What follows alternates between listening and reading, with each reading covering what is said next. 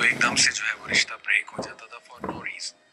और she said कि मैं बिल्कुल थक गई, और यहाँ तक कि उनके जहन में आने लगा कि मेरे साथ ये क्यों हुआ, यानी मैंने कभी किसी के साथ कुछ बुरा नहीं किया एविडेंटली, तो अल्लाह ताला कैसे अलाउ कर रहे हैं इस सारी चीज़ को, यानी उनके जहन में वसवसे भी आने लग गए इसके हवाले से। देखिए आई नो कि कभी कभी हम बहुत ज़्यादा सुपरस्टिशियस भी हो जाते हैं चीज़ों को लेके कि जादू हो गया, जादू हो गया, हर चीज़ पे कहते हैं बंदिश हो गया।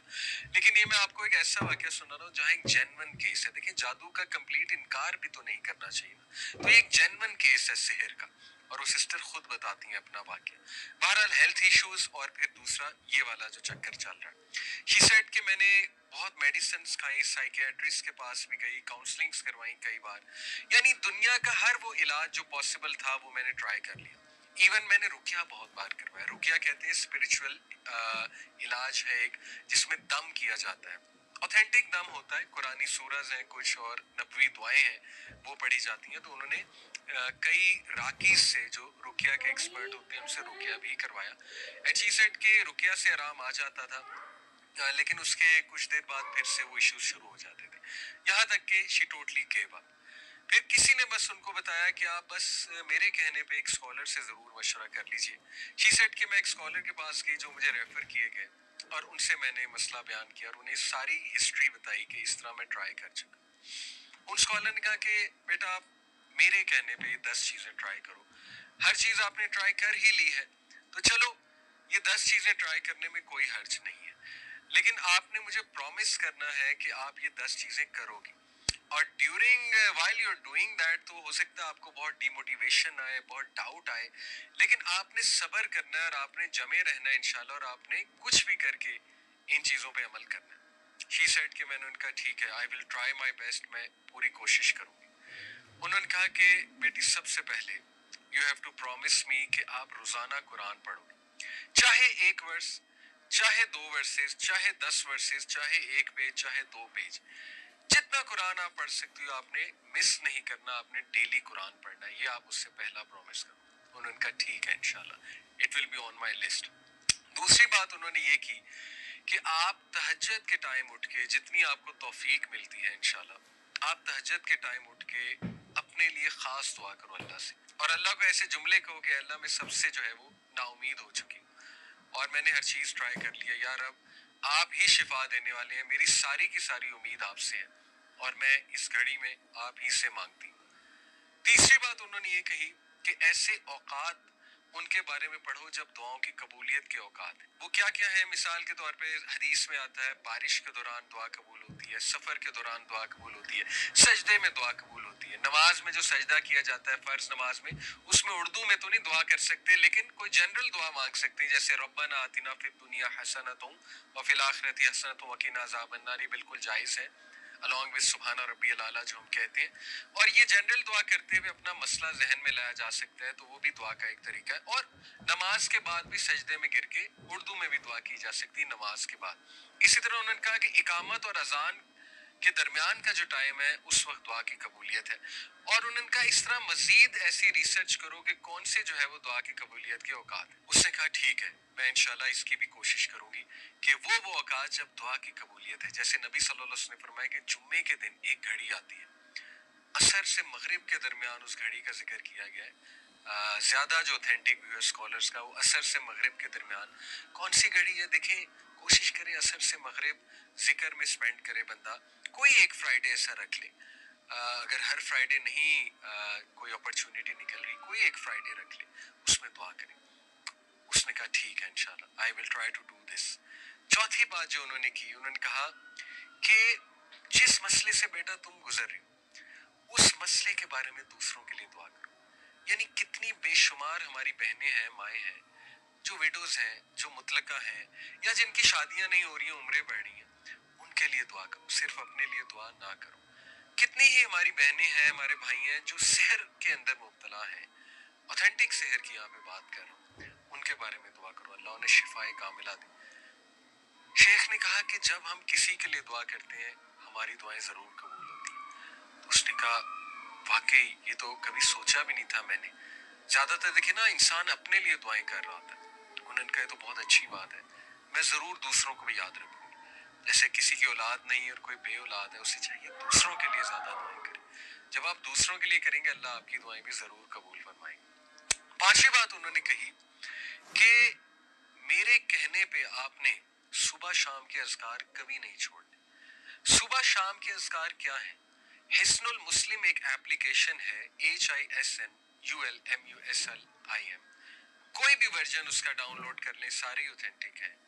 حسن المسلم میں جائیں اور وہاں پہ وہ دعاؤں کی ایپ ہے. مارننگ اینڈ ایوننگ اذکار یا صبح شام کے اذکار آپ کو ملیں گے. اگر آپ اردو میں پڑھنا چاہتے ہیں کیونکہ یہاں انگلش کی ٹرانسلیشن ہوگی تو وَإِيَّاكَ نَسْتَعِينُ، یہ الہدا پبلیکیشنز کی ایک ایپ ہے، اس میں اردو لینگویج بھی ہے. صبح شام کے اذکار، فجر کے بعد صبح کے اذکار ہوتے ہیں اور شام کے اذکار مغرب سے پہلے ہوتے ہیں.